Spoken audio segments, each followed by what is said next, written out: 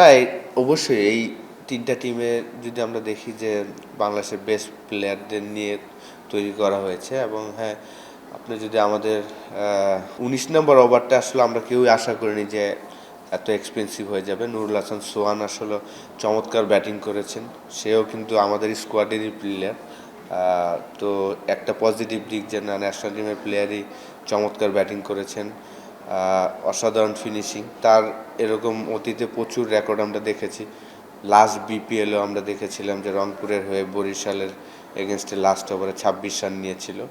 তো খুব ভালো লেগেছে তার ব্যাটিং। এবং আপনি যেটা বললেন, ক্রিকেটে এটা হয়। আমি মনে করি যে কালকে থেকে আজকে আমাদের সবাই এফোর্ট দিয়েছেন। কালকে হয়তো আমাদের যতটা এফোর্ট আমার কাছে মনে হচ্ছে তার থেকে আজকে বেটার এফোর্ট দিয়েছেন সবাই। এটা আসলে লিটন ভালো বলতে পারবে। এবং যেহেতু আমাদের অপশন প্রচুর, আপনি যদি দেখেন যে আমাদের ৩টা কোয়ালিটি স্পিনার আছে এবং ৩টা সিম বোলার, সেই কারণেই হয়তো মুস্তাফিজকে এই ২টা ম্যাচে ফুল কোঠা করানো হয়নি। আশা করি ফাইনাল ম্যাচে যদি আমরা যাই তখন হয়তো বা ফুল কোটাই সে করবে। অবাক হই না এই কারণে, কারণ আমার কাছে মনে হয়েছে লিটন চিন্তা করেছে মুগ্ধকে একটা এক্সপিরিয়েন্স দেওয়ার জন্য। মুস্তাফিজ তো এই ধরনের এক্সপিরিয়েন্স তার লাইফে প্রচুর করেছেন। তো মুগ্ধ যদি আজকে এই ম্যাচটা জিতাতে পারতো তাহলে কিন্তু তার একটা বিরাট একটা এক্সপিরিয়েন্স হতো। লিটন অলওয়েজ, আমি যেটা মনে করি যে তার সাথে অল্প সময় কাজ করে যেটা আমার কাছে মনে হচ্ছে, সে অলওয়েজ চিন্তা করে যে প্লেয়ারকে ব্যাক করার চিন্তা করে যে যে কোনো প্লেয়ার, যেহেতু লিটন মুস্তাফিজ এই ধরনের সিচুয়েশন প্রচুর বল করেছেন। মুগ্ধ যদি এই সিচুয়েশনে ম্যাচ জিতাতে পারতো তার জীবনে একটা এক্সপিরিয়েন্স হতো, সেই কারণেই সে চেষ্টা করে। উইকেটটা কালকে একটু স্লো ছিল শুরুর দিকে। যদি দেখি যে আমরা যখন বোলিং করলাম প্রথম ২-৩ ওভার একটু বল আসতেছিল স্লো, কিন্তু আজকে উইকেট খুব চমৎকার ছিল। রানটা আর একটু বেশি হলে ভালো লাগতো। বিশেষ করে আমরা যে রানটা করেছি জিতার মতনই ছিল, কিন্তু আরও বেশি রান করা সম্ভব ছিল।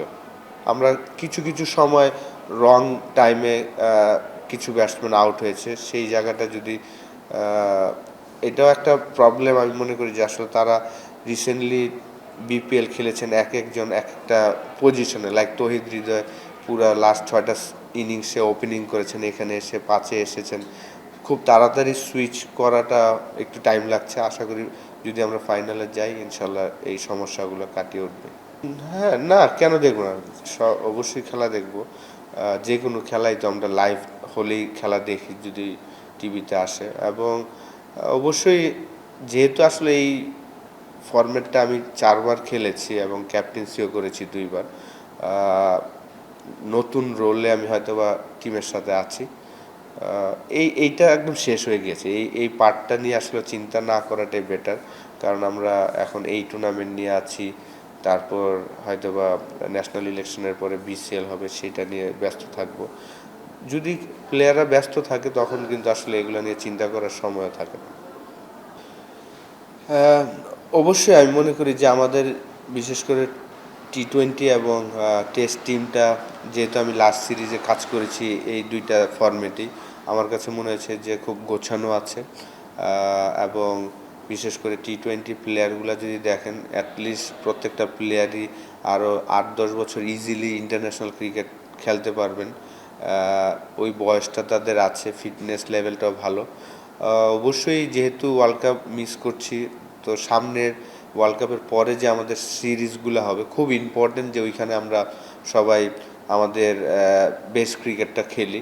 কারণ ওয়ার্ল্ড কাপের পরেই কিন্তু আমাদের প্রচুর ক্রিকেট, পাকিস্তান আসবে, নিউজিল্যান্ড আসবে, অ্যাওয়ে ট্যুর আছে অস্ট্রেলিয়া, সাউথ আফ্রিকাতে। তো সবগুলো সিরিজে আমরা যেন ভালো খেলি, সেই প্রিপারেশনটা মেন্টালি এবং ফিজিক্যালি যেন আমরা রেডি হই, খেলাগুলো নিয়ে যেন চিন্তা করি, এটা খুব ইম্পর্টেন্ট।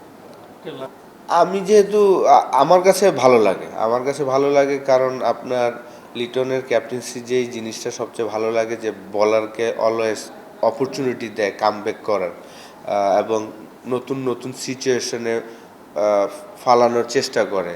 যে এই জিনিসগুলো যেমন যেটা বারবার বলছি যে মুস্তাফিজ 15-16 থেকে খেলছেন এবং সে কি করতে পারে আমরা সবাই জানি।